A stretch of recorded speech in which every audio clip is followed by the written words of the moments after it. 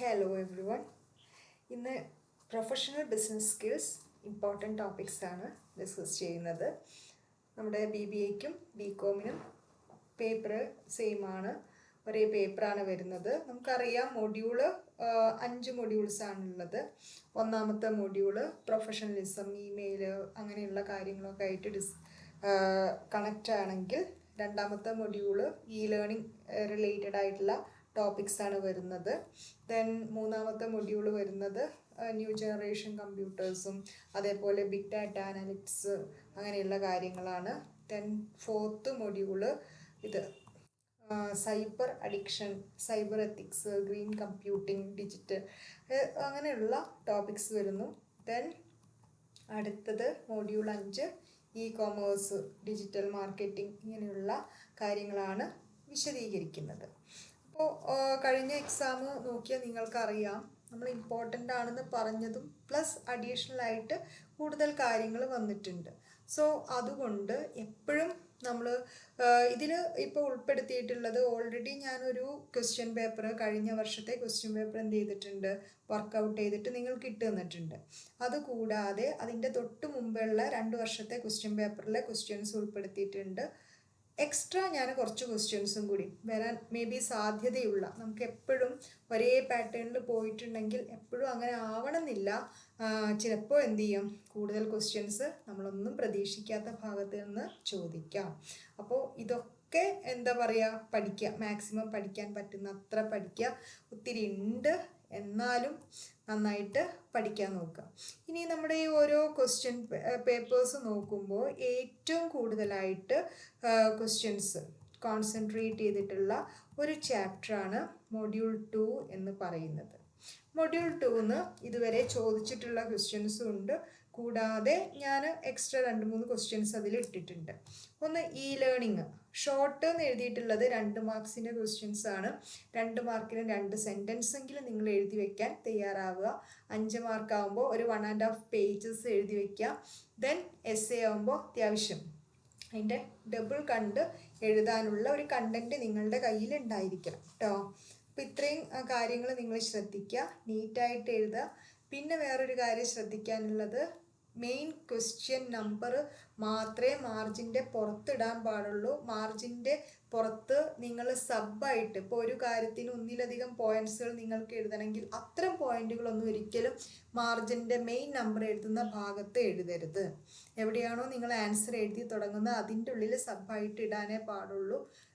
കൃത്യമായിട്ട് വൃത്തിയായിട്ട് നമ്പർ കാര്യങ്ങളൊക്കെ എഴുതുക, അതിലൊക്കെ നന്നായിട്ട് ശ്രദ്ധിക്കുക കേട്ടോ.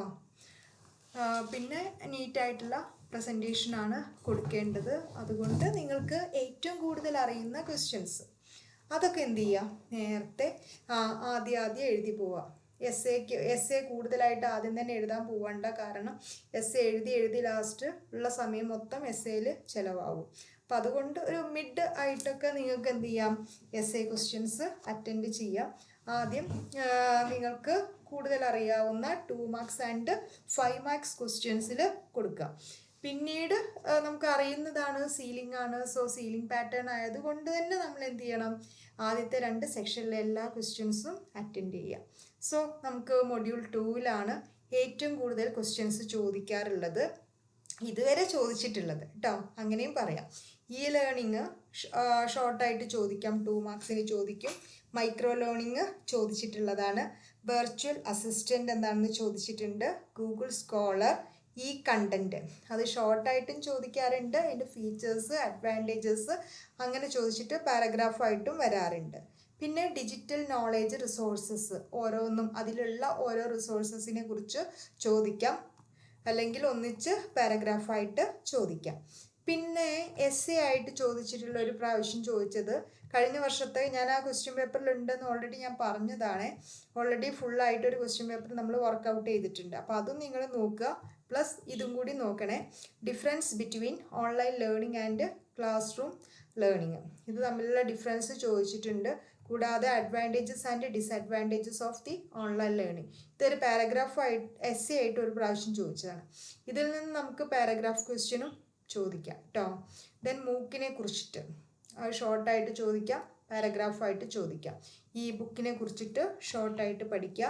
NPTEL, അതേപോലെ Swayam, IoT, internet of things, gamification, adaptive learning, digital age learners, ഇങ്ങനെയുള്ള കാര്യങ്ങളൊക്കെ എന്ത് ചെയ്യണം, ഷോർട്ടായിട്ട് പഠിച്ചു പോവുക കേട്ടോ. NPTEL എന്താണ്, സ്വയം, IoT എന്താണ്, ഗാമിഫിക്കേഷൻ, അഡാപ്റ്റീവ് ലേണിംഗ്, ഡിജിറ്റൽ ഏജ്, ഒരുപാട് ടേംസുകളുള്ള ചാപ്റ്റേഴ്സുകളാണ് ഈ പ്രൊഫഷണൽ ബിസിനസ് സ്കില്ല് അല്ലെങ്കിൽ PBS എന്ന് നമ്മൾ ഷോർട്ട് പേരിൽ വിളിക്കുന്ന ഈ ഒരു സബ്ജക്റ്റിലുള്ളത്. അപ്പോൾ ഈ ഷോർട്ട് ടേമുകളൊക്കെ നമുക്ക് 2 മാർക്സ് ആൻഡ് 5 മാർക്സിൽ ഇമ്പോർട്ടൻ്റ് ആണ്. ദെൻ ഒരു പ്രാവശ്യം ചോദിച്ച വേറൊരു ക്വസ്റ്റ്യൻ ആണ് benefits of using videos in learning, പാരഗ്രാഫായിട്ട് ചോദിച്ചിട്ടുണ്ട് കേട്ടോ. പിന്നെ എലമെൻറ്റ്സ് ഓഫ് കണ്ടന്റ് വേറൊരു പ്രാവശ്യം ചോദിച്ചിട്ടുള്ളത് various approaches to learning delivery, synchronous, asynchronous, linear, collaborative, പാരഗ്രാഫായിട്ട് ചോദിച്ചിട്ടുള്ളതാണ്.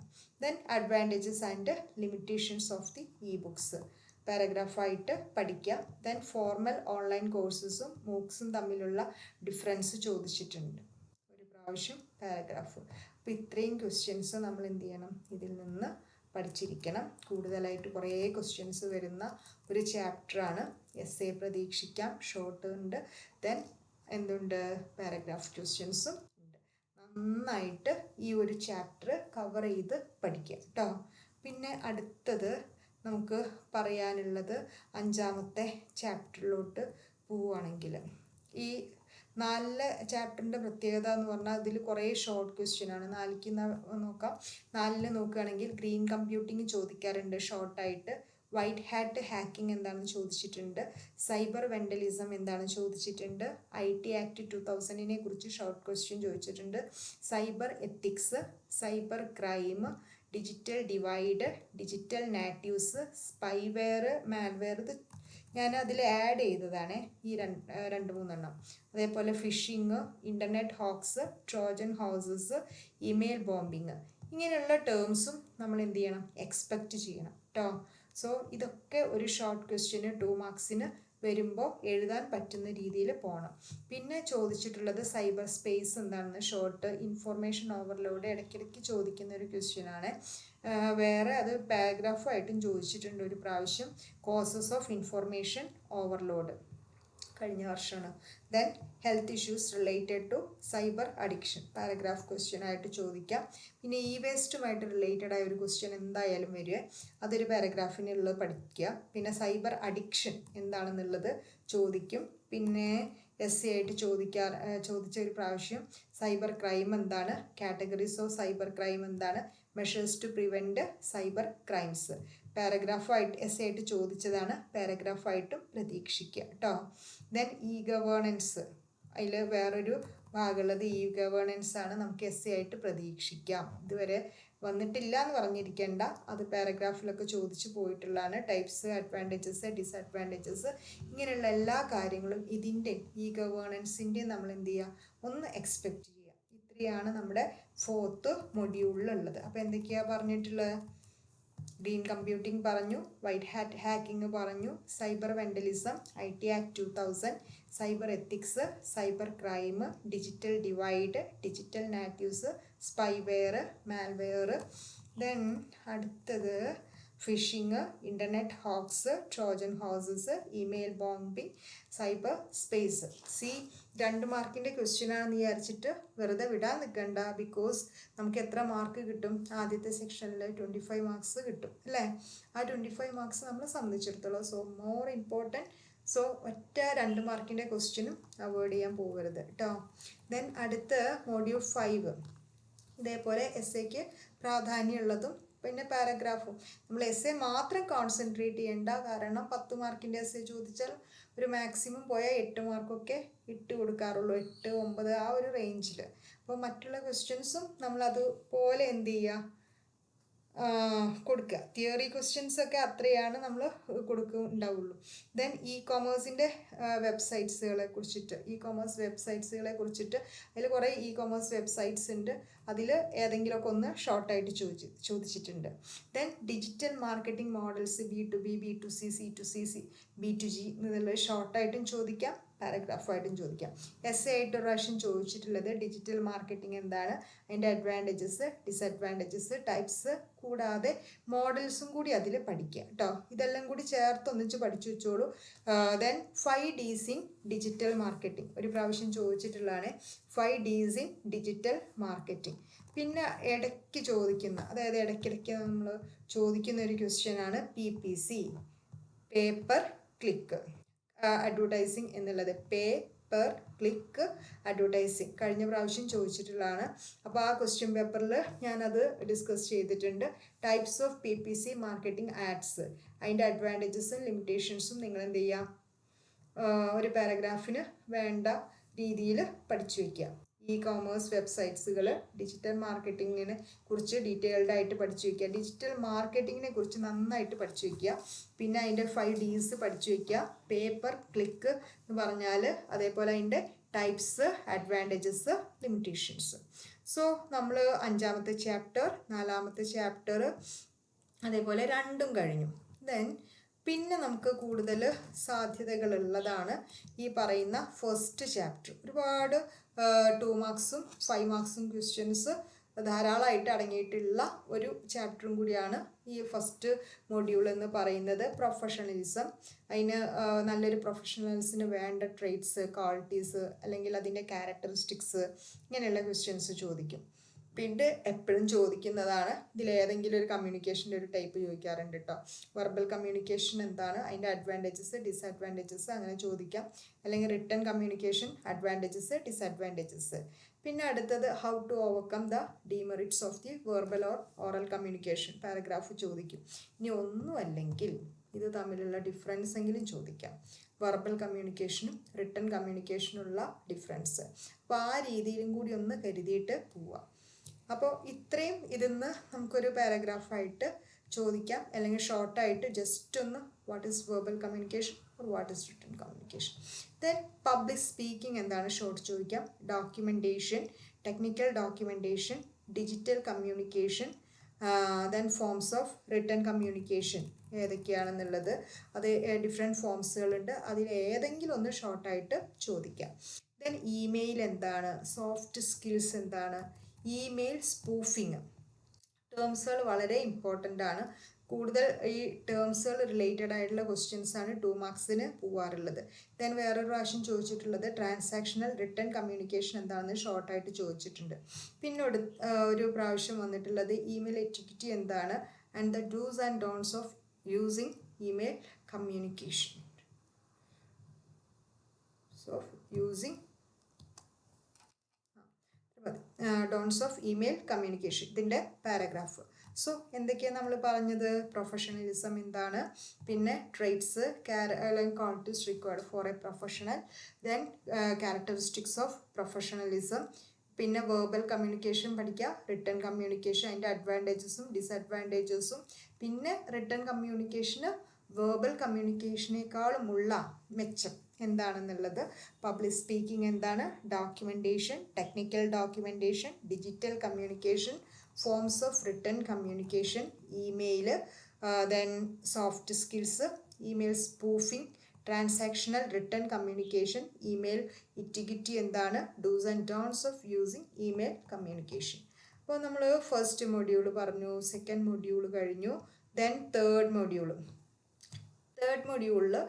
ചോദിച്ചിട്ടുള്ളൊരു ക്വസ്റ്റ്യൻ, ന്യൂ ജനറേഷൻ കമ്പ്യൂട്ടേഴ്സിൻ്റെ ഫീച്ചേഴ്സ് എന്തൊക്കെയാണെന്നുള്ളത്, സ്പീഡാണ്, ആക്യുറസി, കൂടുതൽ ഡാറ്റ സ്റ്റോറേജ് ഉണ്ട്, വെർസറ്റൈൽ ആയിട്ടുള്ള വർക്ക് ചെയ്യും. നിങ്ങൾക്ക് അറിയാവുന്ന മാക്സിമം കാര്യങ്ങളൊക്കെ അതിൽ എഴുതി വയ്ക്കുക. അത് 2 മാർക്സിന് ചോദിച്ചിട്ടുണ്ട് കേട്ടോ. 2 മാർക്സ് ആയിട്ടും വരും, മേ ബി 5 മാർക്സ് വരും. പിന്നെ അതിൻ്റെ അഡ്വാൻറ്റേജസ്, ഡിസഡ്വാൻറ്റേജസ് അങ്ങനെയുള്ളതും കൂടി പഠിച്ചു വയ്ക്കുക. പിന്നെ എപ്പോഴും ചോദിക്കുന്ന ഒരു question, business data analysis, data analyst എന്താണ്, അതിൻ്റെ ടൈപ്സ് പാരഗ്രാഫായിട്ടും ഷോർട്ടായിട്ടും പഠിക്കുക. ഡാറ്റ അനലിസ്റ്റ് എന്താണെന്ന് ചോദിക്കാറുണ്ട് ഷോർട്ടായിട്ട്. പിന്നെ ബിസിനസ് ഡാറ്റ അനാലിറ്റിക്സിൻ്റെ കോമ്പണൻസ്, ഇമ്പോർട്ടൻസ് ഒക്കെ വെച്ചിട്ട് ഒരു പ്രാവശ്യം എസ്സേക്ക് ചോദിച്ചിട്ടുള്ളതാണ്. ഈ ഒരു ചാപ്റ്ററിന് എസ്സേ ചോദിക്കുകയാണെങ്കിൽ ഈ രീതിയിൽ വരാം. പിന്നെ ആർട്ടിഫിഷ്യൽ ഇൻ്റലിജൻസ് എന്താണെന്ന് പഠിച്ചു വെച്ചോളൂ. പിന്നെ അതിൽ ആർട്ടിഫിഷ്യൽ ഇൻ്റലിജൻസ് ബിസിനസ്സിൽ, സൊസൈറ്റിക്ക് ഒക്കെ ഉള്ള ഏതെല്ലാം രീതിയിൽ ഉപകാരപ്പെടും, വേണമെങ്കിൽ ഒരു ജനറൽ ആയിട്ടുള്ള ഒരു ക്വസ്റ്റ്യൻ 5 മാർക്സിന് എക്സ്പെക്റ്റ് ചെയ്യാം. ദെൻ ഇൻ്റലിജൻറ്റ് ഏജൻറ്റ് എന്താണെന്ന്, ക്ലൗഡ് കമ്പ്യൂട്ടിങ്, ഇങ്ങനെയുള്ളത് ചാറ്റ് ബോട്ട്സ്, ദെൻ അതൊക്കെ നമ്മൾ എന്ത് ചെയ്യണം, social networking analysis, intelligent agent, cloud computing, chat bots, then social networking analysis. Short questions ആണ്. വേറൊന്ന് നമുക്ക് നോക്കാവുന്ന ചോദിക്കാൻ സാധ്യതയുള്ള, ചോദിച്ചിട്ടില്ല, skills required for data analyst ആണ്. പിന്നെ role of data scientist in business. അതൊക്കെ ഒന്ന് പാരഗ്രാഫിന് വേണ്ടിയിട്ട് നോക്കി പോവുക. ഇനി നമ്മുടെ 4th മോഡ്യൂള് വരുവാണെങ്കിലും ഒരുപാട് 2 marks and 5 marks questions, green computing ചോദിക്കാറുണ്ട്, വൈറ്റ് ഹാറ്റ് ഹാക്കിങ്, സൈബർ വെൻഡലിസം, ഇങ്ങനെയുള്ള കുറേ ടേംസുകൾ നമ്മൾക്ക് ചോദിക്കാൻ സാധ്യത ഉള്ളതാണ്. ഇത് നമ്മൾ പറഞ്ഞതാണല്ലോ അല്ലേ. അപ്പോൾ ഇത്രയാണ് നമ്മുടെ ഈ ഒരു PVSലുള്ളത്. ഒരുപാട് ടേംസുകളാണ്. ടേംസ് നന്നായിട്ട് പഠിച്ചു പോവുക.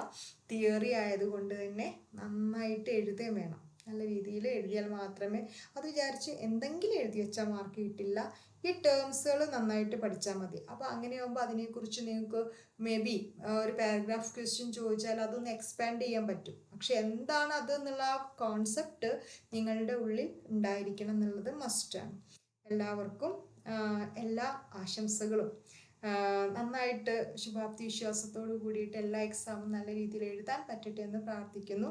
എല്ലാവരും ചാനലൊക്കെ സബ്സ്ക്രൈബ് ചെയ്യുക. നിങ്ങളുടെ അഭിപ്രായങ്ങൾ, നിർദ്ദേശങ്ങൾ, കമൻറ്റ്സ് എന്തായാലും what ever it's may be, frankly നിങ്ങൾ എന്ത് ചെയ്യുക. സോ എഗെയിൻ നിങ്ങൾക്ക് എല്ലാ ആശംസകളും ദെൻ വിജയങ്ങളും എല്ലാം നേരുന്നു. നന്നായിട്ട് പഠിക്കുക. നല്ല കോൺഫിഡൻസോട് കൂടിയിട്ട് നിങ്ങൾ എന്ത് ചെയ്യുക, എക്സാം അറ്റൻഡ് ചെയ്യുക. ഓരോ എക്സാമും, ഇനിയുള്ള എക്സാമൊക്കെ പറഞ്ഞാൽ അത്യാവശ്യം ഗ്യാപ്പായിട്ടാണ് വന്നിട്ടുള്ളത്. സോ നിങ്ങൾക്ക് ഇനഫ് ടൈം ഉണ്ട്. പഠിച്ച കാര്യങ്ങൾ തന്നെ വീണ്ടും വീണ്ടും നോക്കാനുള്ള സമയമുണ്ട്. നല്ല രീതിയിൽ നോക്കി പഠിച്ചിട്ട് പോയി എഴുതുക കേട്ടോ. Okay, thank you.